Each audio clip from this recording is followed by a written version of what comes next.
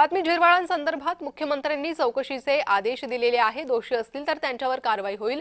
राष्ट्रवादीला टार्गेट केलं जातंय असं नाही, नरहरी झिरवाळ यांच्यावरील प्रश्नाला दत्ता भरणेंनी उत्तर दिलंय।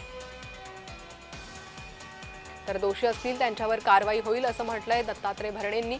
राष्ट्रवादीला टार्गेट केलं जातंय असं नाही, असंही भरणे म्हणाले।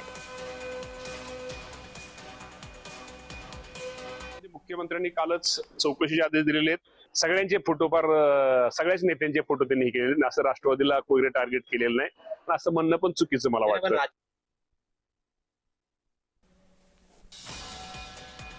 राष्ट्रवादीला टार्गेट केलं जातंय असं नाही, असं मत दत्तात्रय भरणे यांनी व्यक्त केलं। नरहरी झिरवाळ यांच्यावरील प्रश्नाला दत्ता भरणे यांनी उत्तर दिलं। मुख्यमंत्र्यांनी चौकशीचे आदेश दिलेले आहे असंही ते म्हणाले। तर दोषी असतील त्यांच्यावर कारवाई होईल असंही भरणे यांनी स्पष्ट केलेलं आहे। झिरवाळांचा आक्षेपार्ह व्हिडिओ समोर आल्यानंतर चर्चा सुरू झालेली आहे, त्यावरच भरणे यांचं हे उत्तर।